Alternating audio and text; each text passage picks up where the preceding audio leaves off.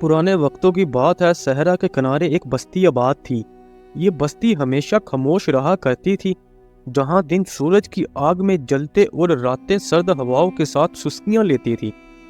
اس بستی میں زندگی آسان نہ تھی، اور خاص طور پر ان لوگوں کے لیے جو کمزور تھے، یتیم تھے یا جن کے پاس سہارا دینے والا کوئی نہ تھا۔ انہی تنگ اور ریت سے بھری گلیوں میں ایک لڑکا رہتا تھا جس کا نام حارث تھا۔ حارث عمر میں ابھی بہت چھوٹا تھا، مگر وقت نے اسے بہت پہلے بڑا کر دیا تھا۔ حارث کے ماں باپ ایک حادثے میں دنیا سے رخصت ہو گئے تھے۔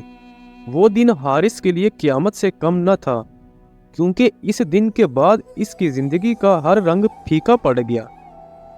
ماں کی آغوش کی گرمی، باپ کے سائے کا تحفظ، سب ایک ہی لمحے میں اس سے چھن گیا تھا۔ یتیمی نے اسے خاموش بنا دیا تھا اور صبر اس کی فطرت بن چکا تھا۔ ماں باپ کے بعد حارث کو اس کے چاچا فہیم کے گھر لے آیا گیا۔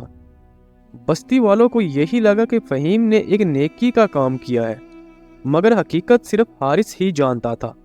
فہیم کے لیے وہ ایک بوجھ تھا، اور فہیم کی بیوی زرینہ کے لیے وہ نفرت کا نشان تھا۔ وہ دونوں اس کے وجود کو برداشت تو کر رہے تھے، مگر دل سے اسے کبھی قبول نہیں کیا۔ حارث کی زندگی صبح سویرے شروع ہوتی، سورج نکلنے سے پہلے اسے بکریاں چراگاہ کی طرف لے جانا پڑتی، پھر دور دراز کنویں سے پانی بھر کر لانا، اور دن کے اختتام پر کانٹوں بھرے میدانوں سے لکڑیاں اکٹھی کرنا اس کا معمول تھا۔ اس نازک ہاتھوں پر چھالے پڑتے رہتے، پاؤں زخمی رہتے، مگر کسی کو اس کی تکلیف سے کوئی فرق نہ پڑتا۔ اگر کسی دن وہ تھکن کے باعث ذرا سی دیر کر دیتا تو فہیم کی مار اس کا مقدر بن جاتی۔ زرینہ کے لفظ اس کے لیے کوڑوں سے زیادہ تکلیف دہ ہوتے تھے۔ وہ اسے غلام، نکما اور بوجھ کہہ کر پکارتی تھی، اور حارث ہر بار خاموشی سے یہ سب برداشت کر لیتا۔ وہ جانتا تھا کہ اس دنیا میں اس کی آواز سننے والا کوئی نہیں ہے۔ ہر صبح جب وہ بکریوں کو لے کر بستی سے باہر جاتا تو اس کی نگاہ مسجد کی طرف ضرور اٹھتی۔ وہاں اس کی عمر کے بچے ہنستے ہوئے داخل ہوتے، قرآن پڑھتے، علم سیکھتے اور زندگی کے خواب بنتے۔ حارث انہیں دیکھ کر ایک لمحے کے لیے رک جاتا۔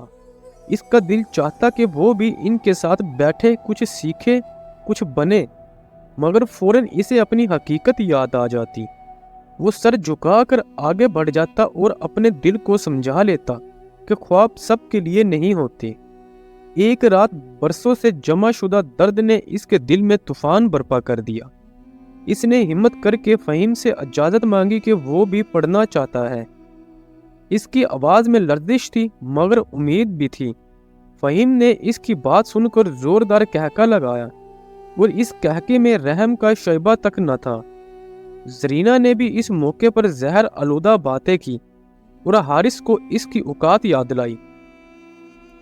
وہ رات حارث کی زندگی کی سب سے بھیانک رات ثابت ہوئی۔ اسے بے دردی سے مارا گیا، اس پر ٹھنڈا پانی ڈالا گیا، اور اسے یہ احساس دلایا گیا کہ وہ اس گھر میں صرف ایک غلام ہے۔ اسی رات حارث نے فیصلہ کر لیا کہ وہ اب یہاں نہیں رہے گا۔ اس کے لیے ذلت کی زندگی سے بہتر آزادی کی موت تھی۔ چپکے سے اس نے چند سوکھی روٹیاں باندھی، پانی کی ایک مشکیزہ لیا اور اندھیرے میں گھر سے نکل گیا۔ اس نے پیچھے مڑ کر نہیں دیکھا، کیونکہ وہاں صرف درد اور ذلت تھی۔ اس کے سامنے پھیلا ہوا صحرا تھا، جو خوفناک ضرور تھا مگر آزاد تھا۔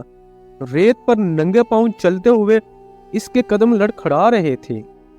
پیاس نے اسے کمزور کر دیا تھا، ہونٹ پھٹ چکے تھے اور جسم جواب دے رہا تھا۔ اس نے آسمان کی طرف دیکھ کر دعا مانگی اور پھر بے ہوش ہو کر ریت پر گر پڑا۔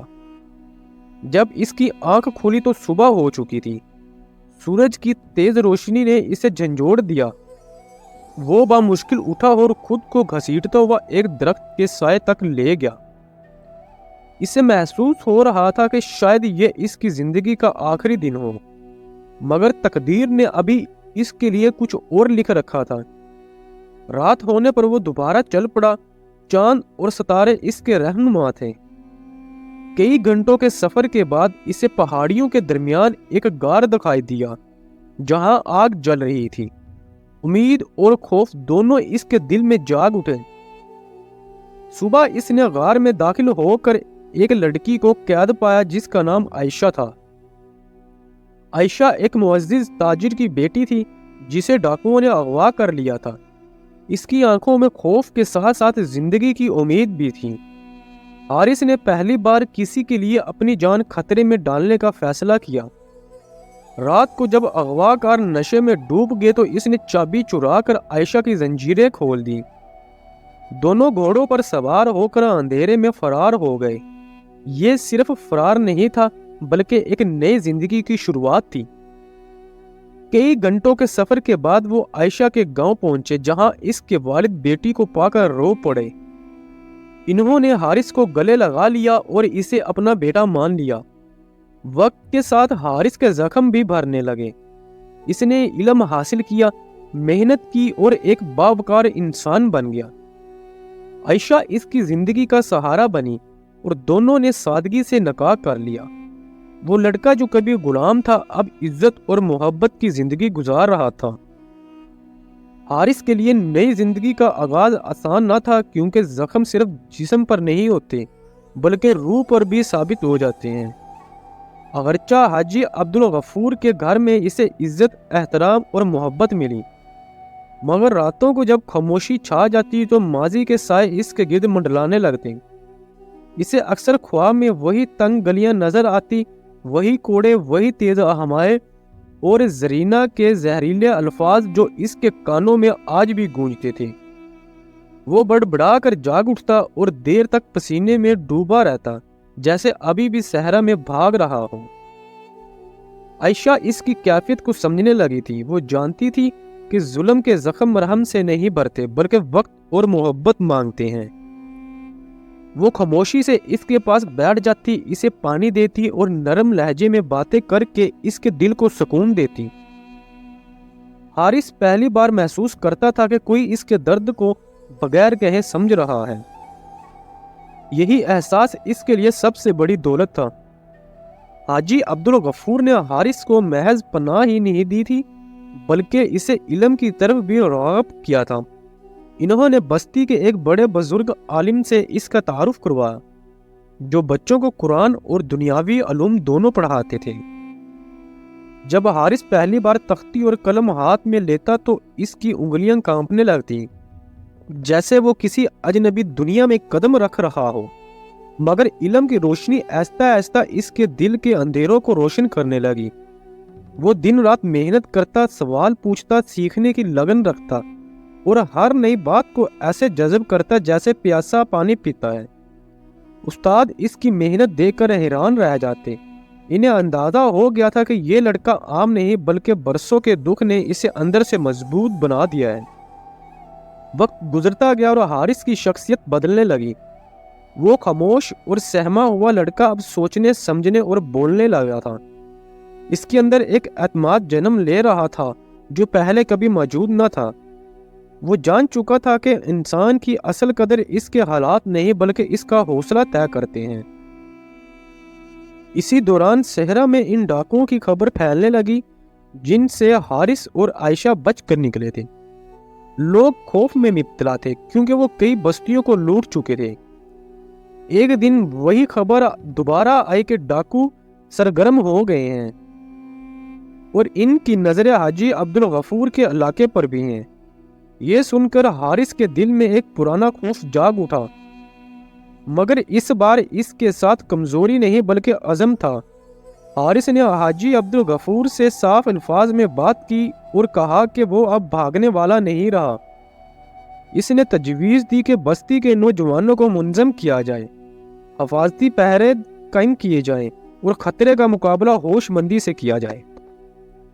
حاجی عبدالغفور نے اس کی بات غور سے سنی اور پہلی بار اسے ایک ذمہ دار مرد کی طرح دیکھا۔ چند ہی دنوں میں حارث نے بستی کے نوجوانوں کو اکٹھا کر لیا۔ اس نے انہیں ڈر کی بجائے عقل اور اتحاد کا راستہ دکھایا۔ وہ خود راتوں کو پہرا دیتا، صحرا کے راستوں کا مشاہدہ کرتا اور ہر خطرے کے لیے تیار رہتا۔ عائشہ اس کی ہمت کو دیکھ کر فخر محسوس کرتی، مگر اس کا دل اس کے لیے فکر سے بھی بھرا تھا۔ आखिर वो रात आ ही गई जब डाकुओं ने बस्ती पर हमला करने की कोशिश की, मगर इस बार हालात मुख्तलिफ थे। बस्ती तैयार थी, लोग मुतहिद थे और सबसे आगे हारिस खड़ा था। वही लड़का जो कभी जुल्म के सामने खामोश था, आज जुल्म के खिलाफ डट कर खड़ा था। मुख्तसर मगर सख्त मुकाबले के बाद डाकू भागने पर मजबूर हो गए। कुछ पकड़े गए और बाकियों ने सहरा में पनाह ले ली। इस रात बस्ती ने सुकून की सांस ली और हारिस को एक नया मुकाम मिला। लोग इसे इज्जत की नज़र से देखने लगे, इसका मशवरा मानने लगे और इसे अपना मुहाफिज समझने लगे। हारिस ने पहली बार महसूस किया कि वो सिर्फ जिंदा नहीं बल्कि बावकार जिंदगी गुजार रहा है। निकाह के बाद आयशा और हारिस की जिंदगी में सुकून के साथ साथ जिम्मेदारी भी बढ़ गई। वो दोनों मिलकर बस्ती के बच्चों के लिए एक छोटा सा मकतब कायम करने लगे, जहां इल्म के साथ साथ इखलाक और हौसला भी सिखाया जाता। हारिस खास तौर पर इन बच्चों पर तवज्जो देता जो गरीब या यतीम थे, क्योंकि वो इनमें अपना माजी देखता था।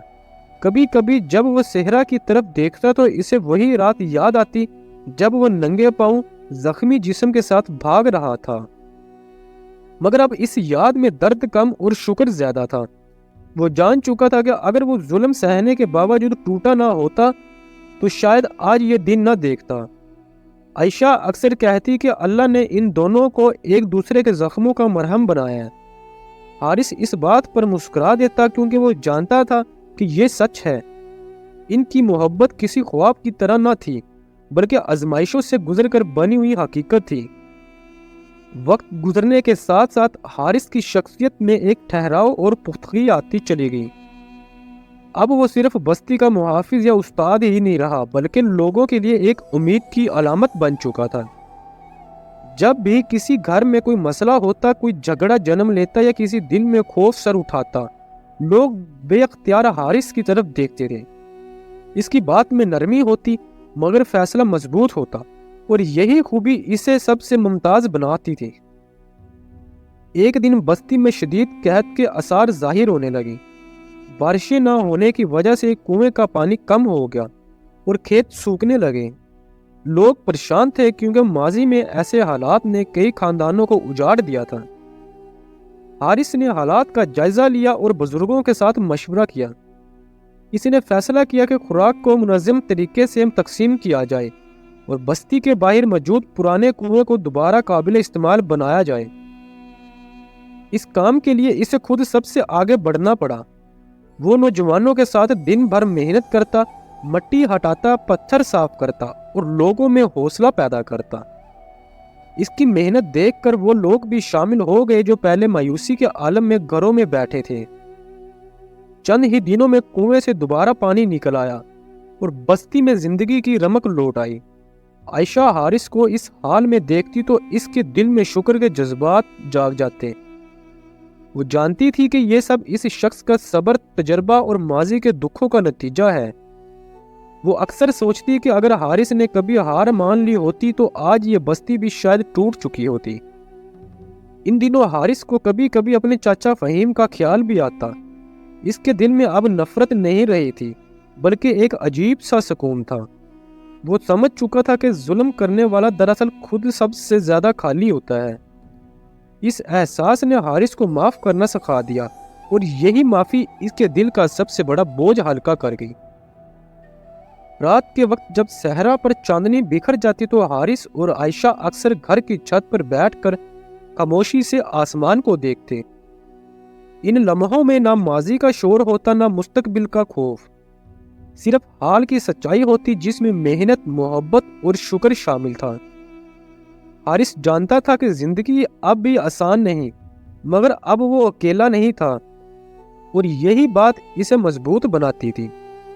यूं रेत पर लिखी हुई तकदीर एक बार फिर ये साबित करती है कि इंसान अगर अपने दुखों को समझदारी, सब्र और नीयत की पाकीज़गी से संभाल ले तो वही दुख किसी दिन ताकत बन जाता है। हारिस की कहानी अभी खत्म नहीं हुई थी मगर वो अब अपनी कहानी खुद लिख रहा था और ये सबसे बड़ी फतह थी। पूरी कहानी सुनने के लिए आप सब दोस्तों का बहुत शुक्रिया। आपको ये कहानी कैसी लगी प्लीज़ कमेंट्स में अपनी राय दें और हमारा चैनल स्टोरी टीवी ऑफिशियल को सब्सक्राइब करें بیل آئیکن کا بٹن دبائیں تاکہ آنے والی نئی ویڈیو بآسانی آپ تک پہنچتی رہیں۔